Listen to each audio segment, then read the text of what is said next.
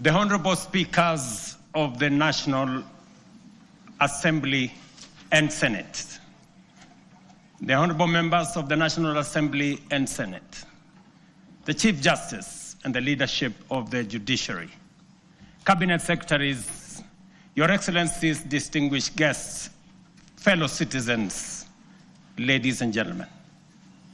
2 years ago, when I delivered my first State of the Nation address, I had a vision to sell. Today, I have a story to tell. A story written not in the quiet offices or the comfort of boardrooms, but out in the blazing sun of our farms, of construction, our affordable homes now rise. Grit of our community health workers, doctors,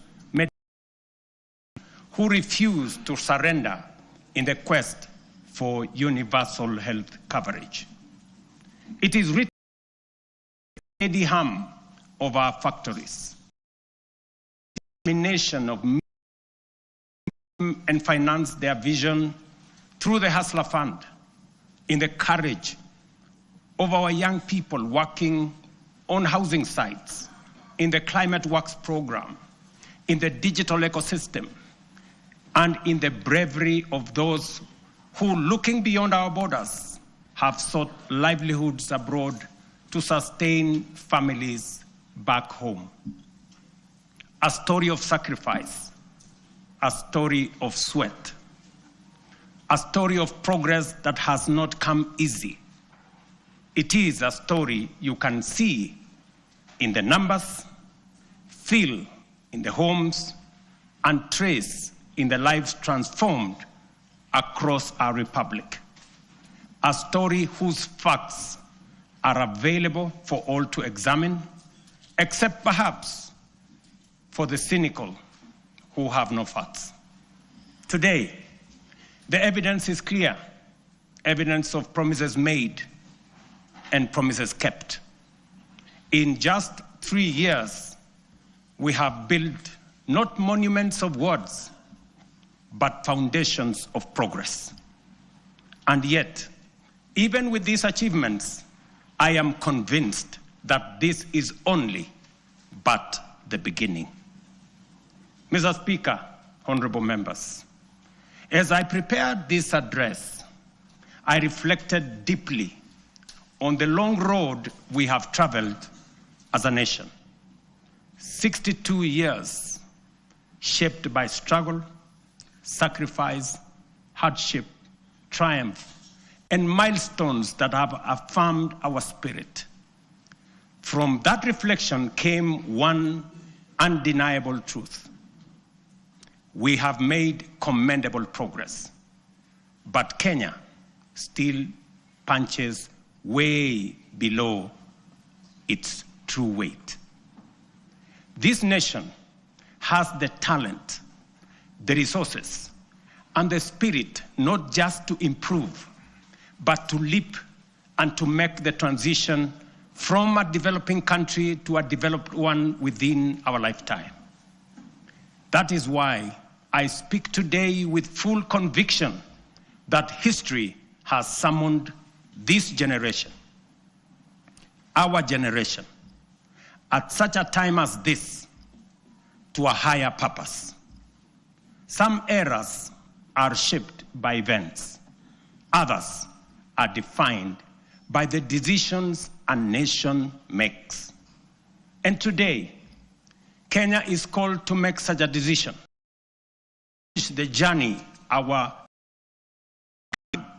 and finally turn into lived. To do this, of being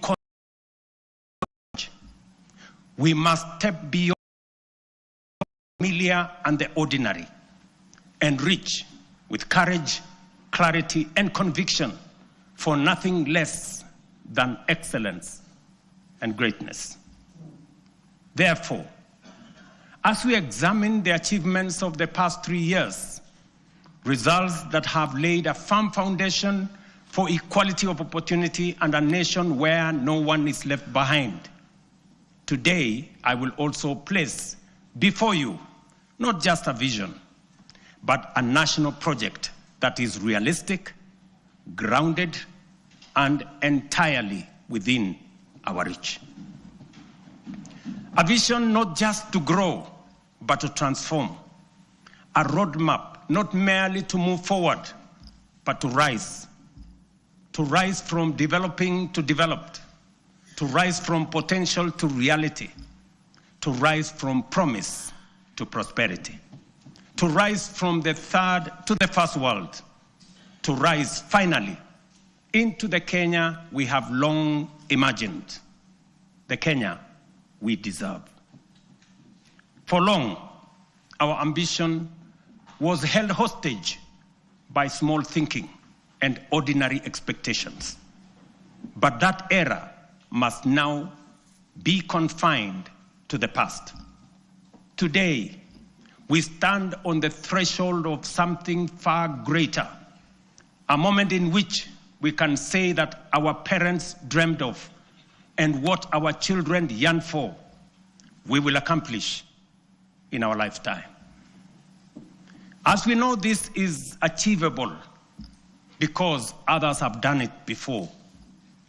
I have often spoken to Tigers, Hong Kong, Malaysia, and by the way, members, they will be here.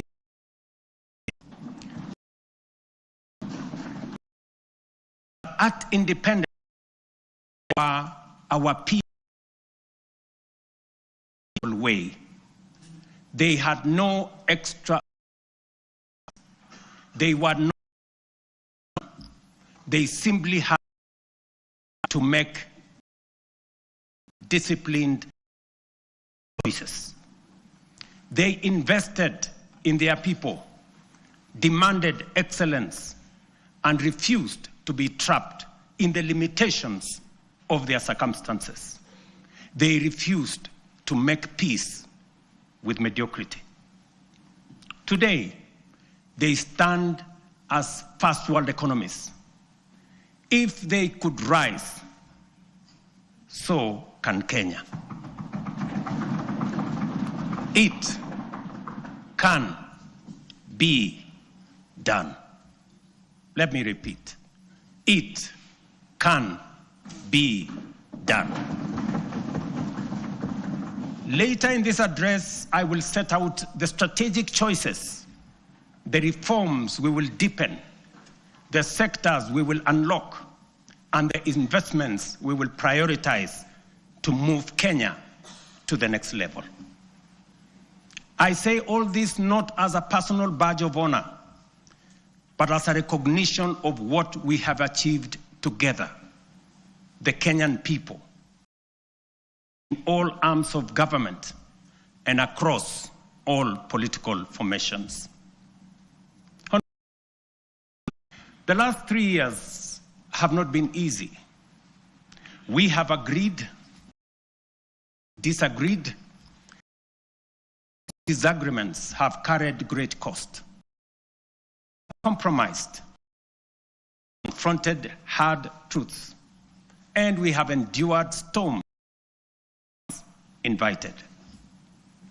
But we all take comfort that it has not been for nothing, for this is how far we have come. At a time like this, in 2022, Kenya was in distress. Inflation had soared almost to double digits. A fuel shortage threatened to paralyze our economy as oil marketers struggled to access dollars. The shilling was in free fall. Foreign reserves had hit historic lows. Debt service consumed more than half of our revenues. Confidence, both local and foreign, had waned. International analysts warned that it was no longer a question of if, but when Kenya would default. Within that context, we acted. We restored fiscal discipline. We eliminated wasteful subsidies. We rationalized public expenditure. We strengthened revenue collection and placed our economy on a path of recovery and sustainability. Inflation, which stood at 9.6% in 2002, in 2022, has steadily declined to 4.6% as of last month, bringing much needed relief to households. The shilling, once in perilous downward spiral, has stabilized at 129 to the dollar for nearly 2 years, a direct consequence of prudent monetary policy and disciplined fiscal management. Our successful Eurobond redemption signaled to the world that Kenya honors its obligations. 3 years ago, Kenya was ranked the 8th largest economy in Africa with a GDP of $115 billion US. Today, our GDP has increased to $136 billion, moving us up to become the 6th largest economy on the continent, according to IMF. This steep rise, ladies and gentlemen, is not accidental. It is the product of deliberate choices, disciplined execution, and strategic reforms that have strengthened our economy and unlocked its potential. Our foreign reserves passed $12 billion in independent Kenya. Certainty, our economy, and restored investor confidence. Markets have taken this week of the world institutions, including Standard Chartered and Goldman Sachs, that Kenya's economy 5 and 5 in 20 is anchored in lower credit, rising improved household spending driven by low and a broadly economic environment. Pause. From B- to a forward revision in many, renewed international confidence. This upgrade lowers our risk, attracts more investment, and reduces borrowing costs for both government and the private sector. Our foreign direct more than from US dollars or about 60 billion shillings to US dollars 1.5 billion, almost 195 billion Kenya shillings in 2024. In the last 36 months, over 300 new businesses, including 500 foreign companies, have registered and set up shop in Kenya, reflecting renewed confidence and improved ease of doing business. Nairobi Securities Exchange has recorded a powerful resurgence, recognized as one of the best performing emerging markets globally. Since January 2025, investor wealth has grown by over 1 trillion shillings, driven by a broad share price rally that has re-established the Nairobi Securities Exchange as a premier asset class. The NSE is on track for its strongest performance in over a decade, building on last year's remarkable gains. This renewed vibrancy is a clear vote of confidence in Kenya's direction and in the reforms we have undertaken. In short, Mr. Speaker, honorable members, the world The world's most respected economic assessors and market sentiment are affirming that what we already know, that our economy is strengthening, our prospects are brightening, and confidence in Kenya is rising. Our critics, the high priests of eternal pessimism, who criticize without responsibility and take alternatives, will want you to believe that in the wrong direction. But while everyone may beauty of our democracy is entitled to manufacture self-serving falsehoods and traffic them as facts. And facts are exactly what I present here today: clear, verifiable, and indisputable. Mr. Speaker, one of the greatest contributors to the high cost of living, Kenyans in 2022 marched with empty sufurias, a stark symbol of frustration and unbearable cost of basic commodities. From the very outset, we made an intentional and strategic decision to subsidize production and not consumption. We understood that lasting relief would not come from temporary subsidies and price controls, but from strengthening the foundations of agriculture. We know that agriculture is not a sector of our economy. If create jobs and spur exports, agriculture had to be the fulcrum of our transformational agenda.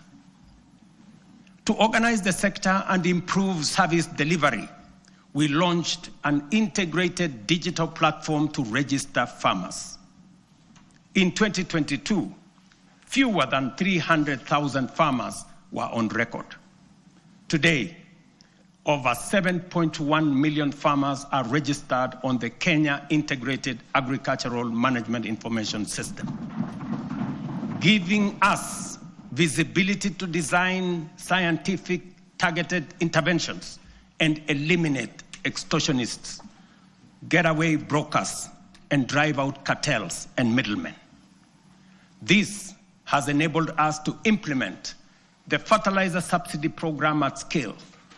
To date, over 21 million bags of affordable fertilizer have been distributed, reducing the price by nearly 2/3 and saving farmers Kenya shillings 105 billion so far.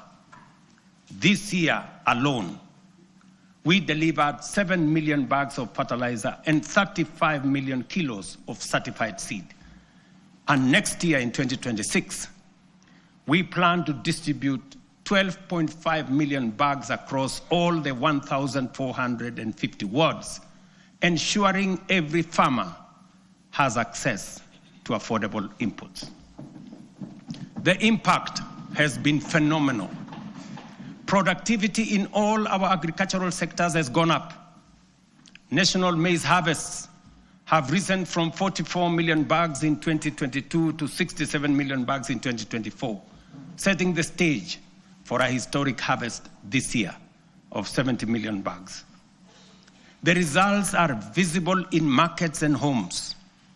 The price of a 2-kilogram packet of flour has fallen from what it was 250 in 2022 to as low as 130 today. For millions of households, this is meaningful daily relief. The transformation across our value chains is equally compelling. Tea production has grown, with earnings rising from Kenya shillings 138 billion in 2022 to Kenya shillings 215 billion in 2024, a 56% increase. The coffee sector, once on the brink of collapse, is roaring back. Nearly 50,000 seedlings have been distributed, earnings have risen from an average of Kenya shillings 70 per kilo to now between 120 and 150 shillings per kilo. We are on track to increase exports from 48,000 metric tons to 60,000 metric tons this year, and projected to reach 150 million tons in 3 years' time. Edible oils acreage under production expanded by 90% between 2022 and April 2025, cutting the edible oil import bill by 17 billion in 1 year. By 2027, we aim to halve this bill, saving Kenya nearly 60 billion in foreign exchange. Cotton production has nearly tripled. Cashew nut yields have grown following the distribution of 900,000 seedlings, and so has coconut output after the provision of 1 million seedlings. The sugar sector, long troubled, is now stabilizing. Area under cane is up by 200,000 acres. Production has surged 76% to over 815,000 metric tons. Imports are down 70%. To secure this process, we have leased Nzoia, Muhoroni, Sony, and Chemelil factories to competent private sector operators. Our livestock value chain is rising. Leather exports are up 56% to Kenya shillings 2.5 billion. Local shoe production now exceeds 11 million pairs, and meat exports have grown 45% to 12.5 billion. In dairy, milk production has surged to 5.3 billion liters, while exports have nearly doubled to 9.4 billion. Dairy farmers' support has enhanced with the installation of 230 new milk coolers. Nearly 8 million animals have been vaccinated, and Kevevapi has produced a record 94 million vaccine doses, which are used locally and also exported to our neighbors in the region. We have reduced the cost of sex semen from 8,000 shillings per dose to 1,000 for our dairy farmers. The outcome of these reforms is unmistakable. We have enhanced food security, raised farmer incomes, driven agro-industrialization, and expanded Kenya's export footprint. This is the transformation now unfolding, filling the national governance, particular development as required under Article 10 of our Constitution. It is in accordance with this constitutional duty that I report to this House today. Mr. Speaker, honorable members, let me now turn to healthcare, the foundation and the heartbeat of every nation that chooses compassion. Over the last 3 years, undertaken transformation of health systems, reforms powered by innovation, simple conviction that every Kenyan, wherever they live and whatever their means, deserves equal care.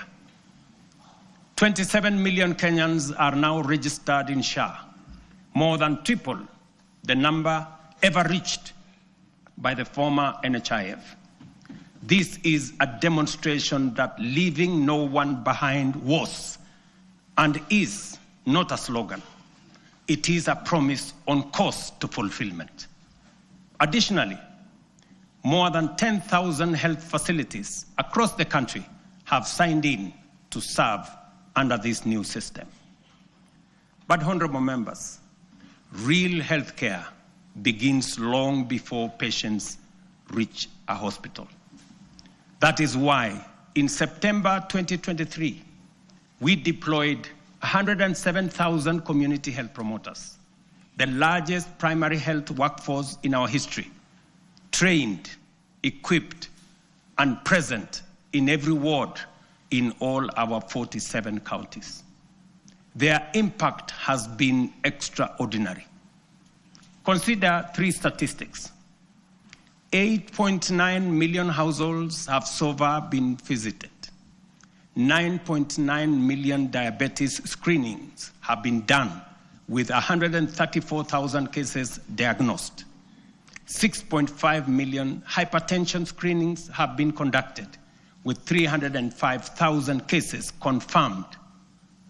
Millions of lives have been touched and thousands saved. This is what equity looks like. This is the meaning of universal health care.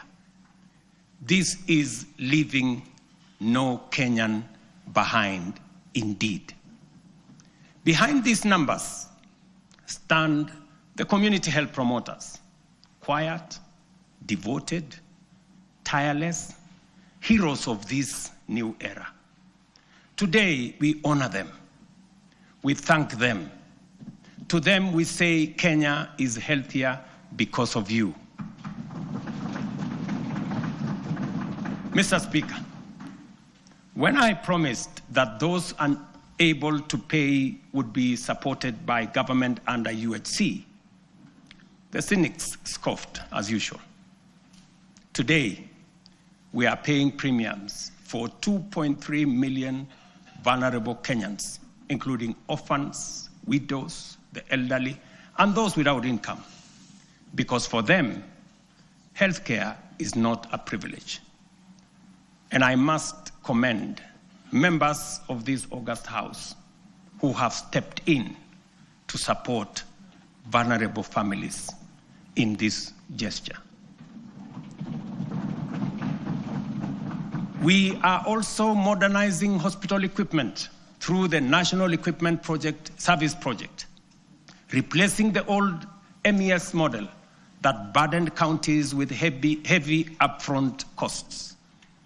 Under the new fee-for-service system, private partners install, maintain, and run state-of-the-art equipment, and public facilities pay only when they. We have overhauled to end the chronic crisis of drug shortage, raising medicine availability from 48% to 68%, projected 90% by the end of this year, and 100% by March next year. This is more than healthcare reform. It is a long-deferred promise, finally taking shape. A Kenya where every citizen can face tomorrow with confidence, knowing their nation will stand with them in their hour of need. It fulfills our national values of dignity and equity as stated in Article 10 of the Constitution. In the same spirit, the government is strengthening financial protection for Kenyans under cancer treatment. Social Health Authority will enhance the cancer benefits package from the current 550,000 shillings to Kenya shillings 800,000, effective December 1. This enhancement responds to the rising cost of sustained cancer care and ensures that patients can access quality, uninterrupted treatment without facing financial hardship. Mr. Speaker, honorable members, when I assumed office, our education sector was in distress with a strained CBC transition, a chronic teacher deficit, universities on the edge of insolvency, and overstretched infrastructure. We moved quickly to restore education as the great equalizer. Through the student-centered funding model, scholarships and loans now follow need and merit, placing the learner at the center. Nearly 500,000 students have already benefited from this model. We then tackled the teacher crisis head-on. We have hired, as you all know, 76,000 teachers, with 24,000 more to be brought in by January next year.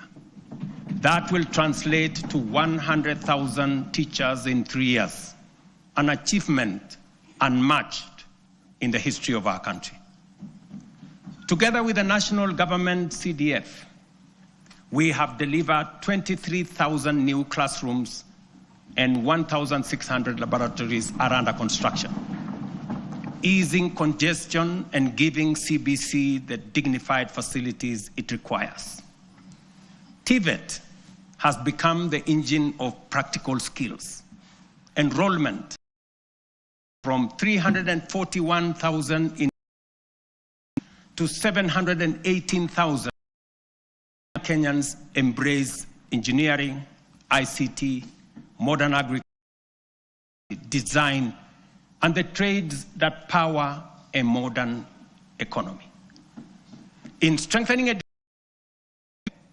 we are giving life to the national values in Article equity, human dignity, development, ensuring every child has a fair chance to rise. Mr. Speaker, honorable members, 3 years ago when we said we would deliver affordable housing, the cynics dismissed it. They said it was fantasy. When they realized we were serious, they called it impossible. And when we broke ground across the country, they suggested that these projects would stall. Today, those doubts have given way to a very different question from Kenyans everywhere. How do I own one of these units? That is now the question. Across the country, we are delivering the most extensive housing rollout in Kenya's history. 230,000 affordable homes. And we meet student needs. 178,000 beds have been packaged for universities, TVETs, KMTCs, with 74,000 already under construction, transforming a sector where fewer than 10% once had decent accommodation. Additionally, 270 modern markets are taking shape nationwide, providing vital spaces for women and MSMEs, with another 175 underway, expanding the backbone of local commerce. And through the Nairobi River Regeneration Program, 44,000 young people are restoring the river corridor and preparing sites for 10,000 social homes along the renewed riverfront. The program, the housing program, including markets and hostels, has created over 428,000 jobs. Jobs that include architects, engineers, plumbers, electricians, carpenters, masons, steel workers, transporters, and thousands of MSMEs in fittings, fabrication, and interior design work. At peak next year, it will employ at least 1 million Kenyans. Honorable members, this program is far more than housing. It is a national empowerment engine, creating jobs, formalizing the informal sector, revitalizing micro, small, and medium enterprises, restoring our environment, and building resilient communities. It advances equity, dignity, and sustainable development, the very values anchored in Article 10 of our Constitution. Mr. Speaker, honorable members, allow me to turn to a sector that carries the hopes of nearly every Kenyan family, our micro, small, and medium enterprises. MSMEs are the backbone of our economy, the engine room of innovation, and the daily hustle of more than 15 million Kenyans. For decades, access to affordable credit trapped millions in frustration. Without collateral, there was no loans. For the millions blacklisted, every door of opportunity was shut. And when banks refused to take a chance, their dreams simply stalled. As promised, we broke that cycle. The Financial Inclusion Fund, the Hustler Fund, now stands as the largest financial inclusion program since independence, extending over 80 billion shillings to 7 million Kenyans. And those who were blacklisted, the 7 million once blacklisted Kenyans, have since repaired their credits. 3 million small businesses and their owners, previously locked out of the formal finance, are now banked. And 2 million Kenyans are now frequent borrowers. Today, through the Hustler Fund Bridge Facility, 800,000 entrepreneurs are accessing up to 150,000 shillings each without collateral to expand and grow their businesses. But honorable members, credit alone is not enough. Many young people do not lack ideas, they lack opportunity. That is why we launched Nyota, the National Youth Opportunities and Transformation Agenda, one of the most ambitious youth empowerment programs in our history. Over the next 5 years, Nyota will uplift 820,000 unemployed young people through apprenticeship, recognition of prior learning, entrepreneurship grants, digital skills training, and support savings. When the program is fully implemented, it will have placed 90,000 young people into work or enterprise, certified 20,000 into different skill areas, capitalized 110,000 businesses, and matched savings for 190,000 savers, while building capacity of 600,000 more to undertake government procurement under the ACBO program. Ladies and gentlemen, over the past 3 years, our digital transformation agenda has become one of the most powerful engines of renewal. A quiet revolution changing how Kenyans live, how they work, learn, or do business. We have expanded the fiber optic by 24,000 kilometers and moved from 0 public Wi-Fi hotspots in 2022 to nearly 1,500 today, connecting communities once left behind. We have set up 300 digital innovation hubs with 400 in the pipeline, gateways where ideas grow and enterprises begin. At the heart of this shift is digital government. From less than 400 services on e-Citizen to 22,500, we have delivered one of the fastest digital migration in the world. Access is easier, efficiency higher, leakages sealed, and corruption pushed out. And as our young people are driving it, nearly 2 million have been trained in digital skills, and 300,000 now earn a living online through Ajira, Jitume, and our expanding business process outsourcing sector. Mr. Speaker, having set out the work of the last 3 years, it would be easy, almost comfortable, to pause, congratulate ourselves, and settle into the warmth of modest progress. But comfort is how nations stall. It is how Kenya won the Asian tigers raced ahead. We cannot allow that. We will not allow that. And we must not allow it. Because this moment demands more of us. More courage, more ambition, and a refusal to settle for the ordinary. As I said earlier, we often speak of the Asian tigers with a reference that makes their rise seem like a miracle. from a distant world. We marvel at how they journeyed from poverty to industrial powerhouses, from aid recipients to exporters of world-class goods. And we ask, what secret advantage did they have? History answers us plainly. They had none. Their rise was not magic. It was intentional and crafted through leadership, discipline, strategic investment, and uncompromising rejection of mediocrity. Their stories begin in ruins.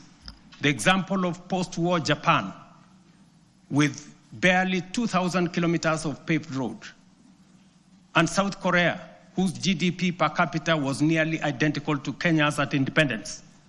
Today, Japan commands over 1.1 million kilometers of paved roads, while Kenya has 22,000, 62 years after independence. South Korea's GDP per capita now exceeds 36,000 US dollars, compared to our own 2,200 US dollars. These comparisons are not meant to indict us, but to demonstrate what becomes possible when a nation chooses ambition over resignation. From their journeys, clear lessons emerge. These nations set aside small dreams and integrated boldly with global markets. They built first world infrastructure in what was third world environments. They invested obsessively in their people, the engineers, scientists, innovators, and technicians who powered their ascent. They generated electricity from all sources available to power their enterprise, innovation that led to manufacturing, industrialization, and progress. They simplified investment through institutional reforms that allowed capital, technology, and talent to progress without friction. They prioritized production by planning their industries long before those industries emerged. Critically, they nurtured ecosystems of relentless innovation, giving rise to global giants like Samsung, Hyundai, Toyota, and Sony, companies that began modestly and grew to define modern history. The task before us, therefore, is unmistakably clear. If Kenya is to grow at scale, we must raise our ambition. It is for this reason, Mr. Speaker and honorable members, that under my leadership, we are raising the bar of national ambition. And that is why I am today submitting a roadmap to take Kenya to the next level. We are committing to undertake a minimum of 4 major national priorities whose rationale I shall explain. First, we must invest relentlessly in our people, in their education, skills development, scientific training, and innovation capacity. We have already set the foundation through the major reforms in the education sector. We have increased the education budget from 490 billion in 2021 to over 700 billion this year, which has facilitated better infrastructure in our education system, more teachers and trainers, and enhanced funding for our colleges and universities.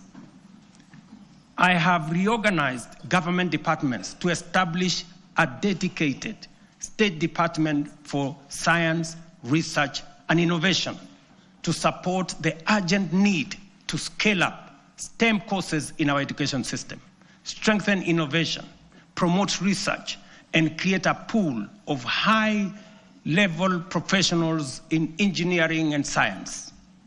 This structure will also help actualize the 2% research fund needed to make this ambition a reality. We must fund and deliberately scale up and commercial to create. We must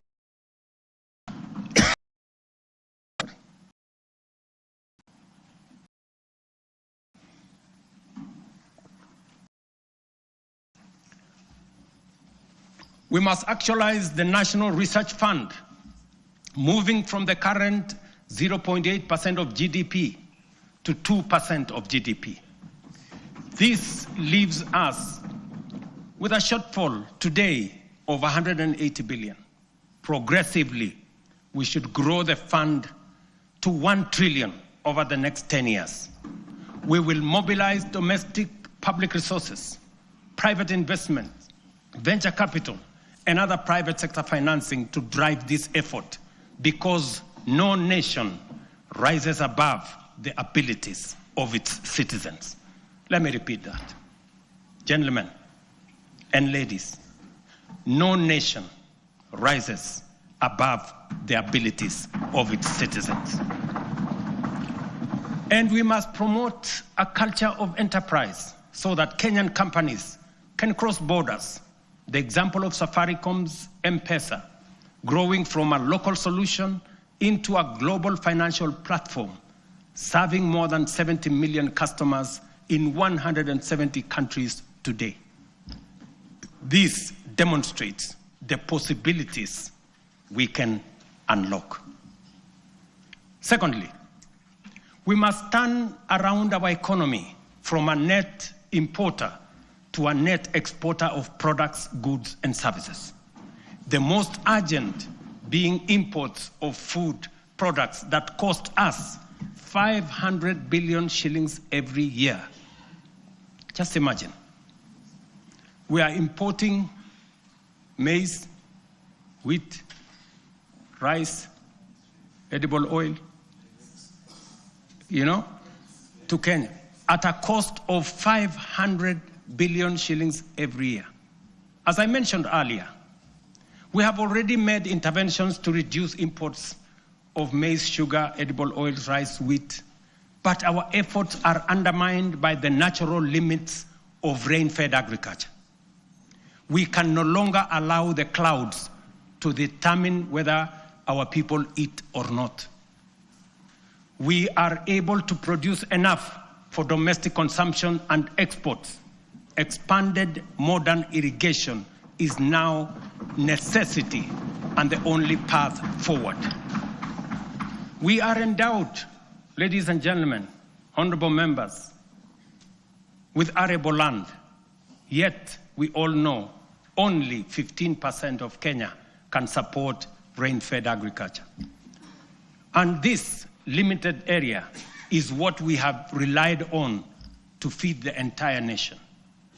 While 85% of Kenya does not receive sufficient rainfall, if we harvested and stored rainwater, we can bring vast arable lands in these arid and semi-arid regions into productive use. With the dams, we can transform our arid and semi-arid areas into hubs of agricultural production, even in the absence of rainfall. We must never give up on the potential of these regions simply because they receive little rain. And we must never confuse the lack of rain with the lack of water.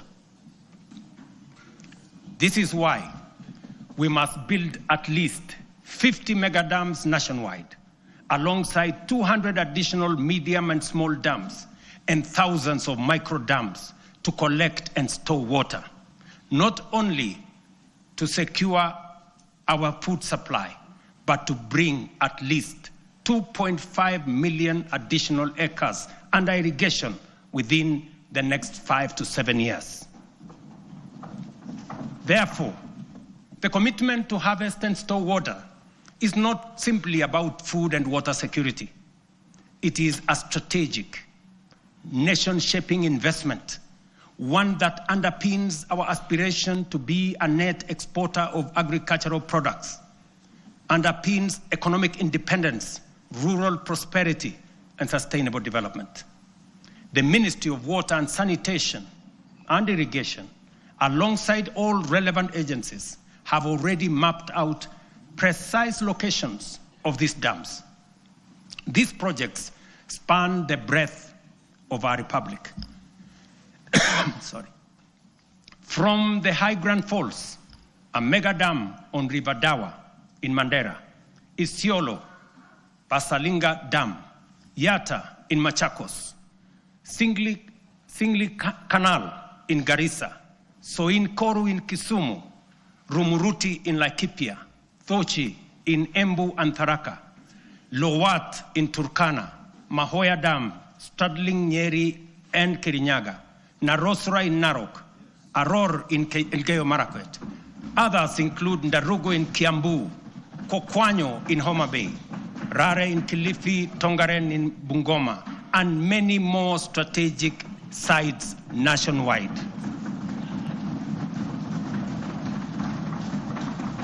Mr. Speaker, expanded irrigation will also supply the volumes, consistency, and quality of raw materials required for our next economic frontier, which is agro-industrialization. Irrigation will produce the raw materials, and our SEZs, EPZs, and county aggregation and industrial parks will convert them into high-value products for national, regional, and global markets. Honorable members, energy is the lifeblood of any modern economy. No nation has developed without abundant, reliable, and affordable power. This is our third national priority. Although we have an installed capacity of 3,300 megawatts, the intermittence of solar and wind means our farm capacity is only 2,300 megawatts, far below what the Kenya of the present, let alone tomorrow, will require. To drive domestic electrification, industrial manufacturing, e-mobility, green industrialization, digital expansion, and a technology-enabled future, we must dramatically expand power generation. Kenya is blessed with diverse, largely underexploited renewable sources, including geothermal, solar, hydro, wind, and nuclear. To undertake large-scale value addition, agro-processing, manufacturing and industrialization, sufficient, affordable, and reliable energy is a top imperative. Modern technologies, such as data centers and artificial intelligence, require large-scale energy supply. To modernize our economy, leverage on technology to create new opportunities, and to turn our agriculture and natural resources into products, manufacturing and industrialization consume many megawatts of energy.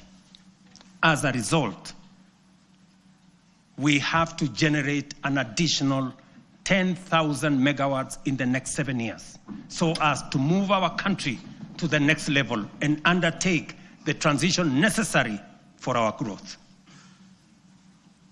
Our fourth national priority is transport and logistics. As the region's economic and diplomatic hub, home to the United Nations' largest office and only office in the Global South, and the sixth largest economy in Africa, Kenya must maintain world-class seaports, airports, highways, and digital corridors. Efficient transport and logistics are the backbone of our competitiveness. They accelerate national development, connect products to markets, move goods and services, lower the cost of doing business, and will reinforce Kenya as the aviation and commercial capital of East and Central Africa. History teaches us that nations rise on the strength of transport and logistics. Japan's post-war revival, enabled by strategic road expansion, is a clear example. From only 2,000 kilometers of road, they constructed over 1 million kilometers of paved road in 7 decades. We in Kenya, you know, we have only constructed 22,000 kilometers over a relatively similar period. To scale up, ladies and gentlemen, honorable members, our transport and logistics program, the Ministry of Roads and Transport have already mapped out a comprehensive network of 2,500 kilometers of highway and 20 kilometers of road to be tarmacked. We will onboard private-public partnership in the modernization of Jomo Kenyatta International Airport, Mombasa and Lamu Airport, and sort out the challenges facing Kenya Airways by now. This work is already in progress. Next week, I will launch the dualling of the 170-kilometer Rironi-Naivasha-Nakuru-Mau Summit Road. On the same day, I will break ground on the dualling of the 58-kilometer Rironi-Mai-Mahiu-Naivasha road. The gridlock that paralyzes these roads every day, especially on weekends and holidays, will soon, by God's grace, be a thing of the past. Additionally, roads earmarked for dualling include Muthaiga Kiambu Ndumberi, Machakos Junction Mariakani, Mau Summit Kericho Kisumu, Kisumu Busia, Mau Summit Eldoret Malaba, Athi River Namanga, Karatina Nanyuki Isiolo, Makutano Embu Meru Maua, Mtwapa Malindi Mombasa, all the way to Lungalunga, Kericho Kisii Migori Isabenia, and Nakuru Nyahururu Karatina Kisii Oyugis Ahero. The northern bypass, James Gishuru roads, Bomas Karen Gong, and Bomas Ongata Rongai Kiserian, including Gong Isinya and Naivasha to Kikuyu, among many other key corridors nationwide. This infrastructure drive will also include extending the standard gauge railway from Naivasha to Kisumu and eventually to Malaba. And that exercise, ladies and gentlemen, is beginning in January. In just 2 months, we will be beginning that process. Honorable members, estimates indicate that achieving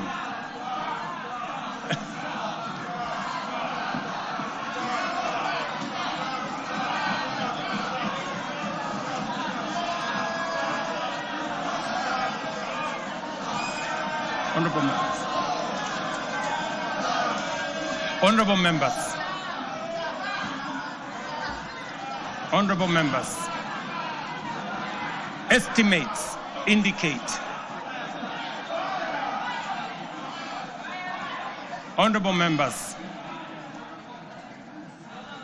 estimates indicate that achieving these 4 priorities will require at least 5 trillion. This is undeniably a large sum.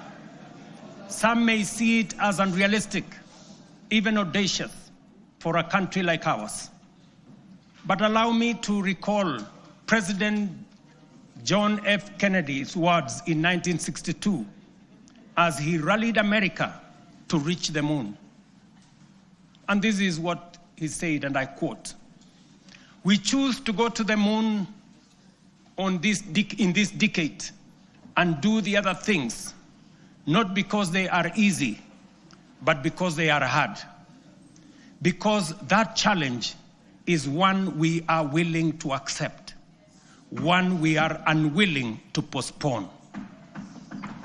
These 4 projects are our national imperatives, commitments we must embrace without hesitation, not because they are easy, not because they are cheap, but because they are absolutely necessary, because they are worthy of our time. This is the assignment of our generation. This is the purpose for this administration and this parliament, the 13th parliament.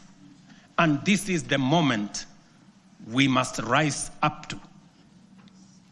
Which brings us to the next question. Given our fiscal constraints, how shall we finance these transformative projects and do so sustainably? The answer, ladies and gentlemen, lies in 2 key financing vehicles: the National Infrastructure Fund and the Sovereign Wealth Fund.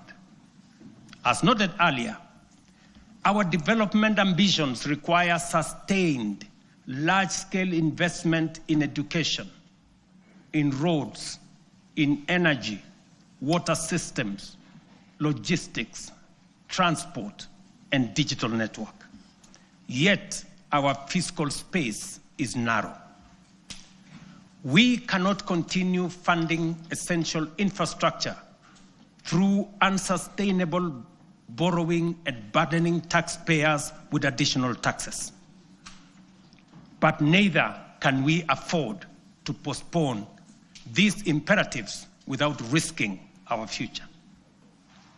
There is need to be innovative in the use of our national revenues, or the national revenues at our disposal. There is need to deploy our national assets available to us in creating public-private partnerships that will crowd in the enormous pool of private sector resources available regionally and globally. This is why we will establish the National Infrastructure Fund, whose architecture will be underpinned by the reforms in the Government-Owned Enterprises Bill, passed by this August House, that I will sign into law tomorrow. This fund is the strategic solution that will provide a framework to innovatively scale up our resources to match our ambition. It will fulfill our manifesto commitment to rebuild Kenya's infrastructure while reducing reliance on tax and debt. We will do this by using budgeted resources prudently and introducing a financing architecture that leverages capital markets, diversifies ownership through unlocking of national assets through privatization, and use PPP frameworks to channel private capital into public priorities. For decades, Kenya has privatized major public assets, from Kenya Airways to KenGen, from Kenya Re to Safaricom. Yet, we cannot point to enduring national assets built from privatization proceeds because the funds were absorbed into budgets and spent. The National Infrastructure Fund will break this cycle. All proceeds from privatization will be ring-fenced, preserved, and reinvested into new infrastructure and wealth-creating assets. When ownership shifts to the private sector for efficiency, the benefits to the public will not diminish, they will multiply. For every shilling invested from privatization proceeds, we aim to attract 10 shillings from long-term investors drawn from pension funds, sovereign partners, private equity, and development finance institutions. This multiplier will allow us to build critical infrastructure without adding to tax or debt burden. This model is proven. Australia's Future Fund, Singapore's Temasek, and UAE's Mubadala demonstrate that commercially run public investment funds can grow national wealth and deliver transformative infrastructure. The National Infrastructure Fund is therefore more than a financing tool. It is a generational strategy, preserving value, mobilizing capital, accelerating delivery, and ensuring Kenya becomes stronger, wealthier, and more competitive. Ladies and gentlemen, honorable members, our Constitution under Article 201C stipulates that the burdens and benefits of the use of resources and public borrowing shall be shared equitably between present and future generations. In essence, when we use natural resources or borrow, we must ensure future generations are not left poorer. That is why, alongside the National Infrastructure Fund, we will establish the Sovereign Wealth Fund to give full effect to the constitutional principle of intergenerational equity. A portion of all royalties from natural resources and a portion of proceeds from privatization of national assets will be invested in the fund. This fund will rest on 3 pillars. Number 1, savings, to be invested for the future, as countries like Norway, Kuwait, Saudi Arabia have done with trillion-dollar funds. Number 2, stabilization, a buffer against global shocks, including commodity volatilities, pandemics, and geopolitical disruptions to ensure fiscal stability. And number 3, infrastructure. A carefully managed share will be invested in commercial terms to attract private capital to national projects while growing public wealth. History has already warned us. Along our coast region, titanium deposits have been exploited and depleted. And because we lacked a sovereign wealth framework, future generations will inherit nothing from the resources that we got from titanium. We cannot repeat this mistake. Mr. Speaker, honorable members, that is the scale of our national ambition.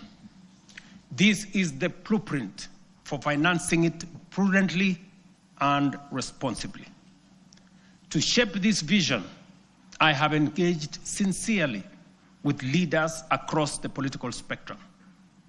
I've engaged many members of parliament, many governors, community leaders, and with Kenyans from all walks of life.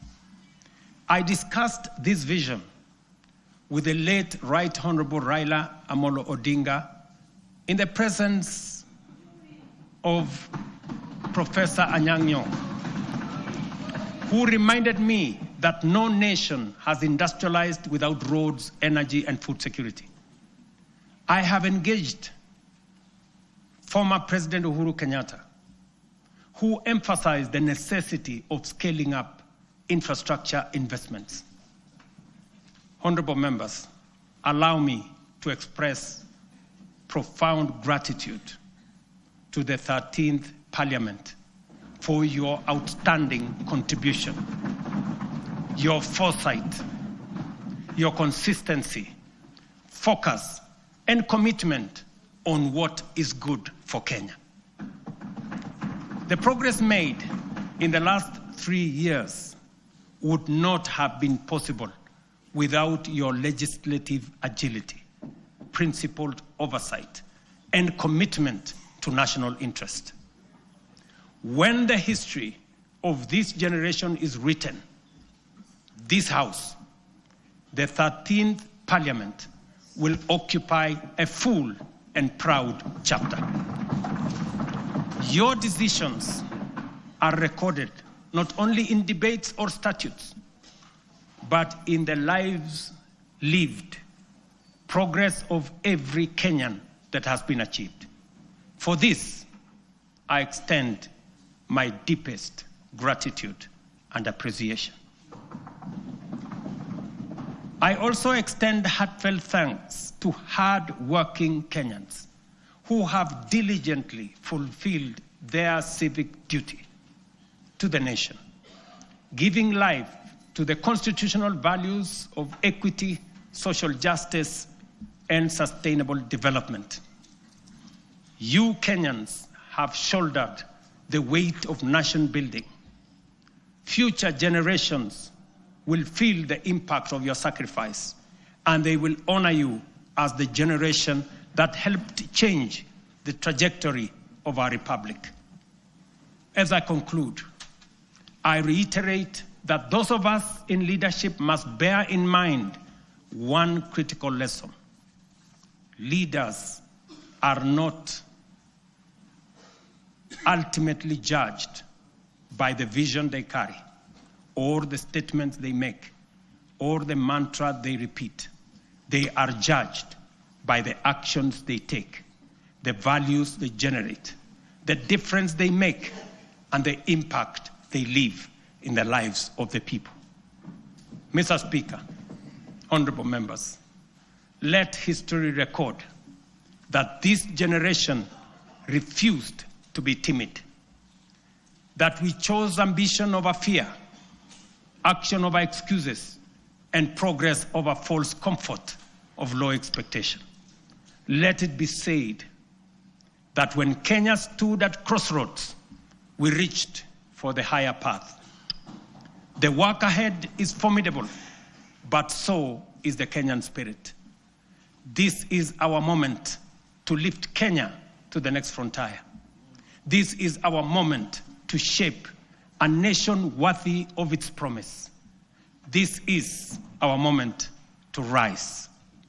Honorable members, it is now my pleasure to submit to Parliament the following 3 reports as required by the Constitution. Number 1, reports on all measures taken and progress achieved in the realization of the national values as I have espoused. Number 2, report on progress made in fulfilling the international obligations of the Republic. And number 3, the report of the state of security of the country. Now, therefore, I hand over the reports to the Speaker of the Senate and the Speaker of the National Assembly, and I thank you for your attention. God bless you, and God bless our great country, Kenya.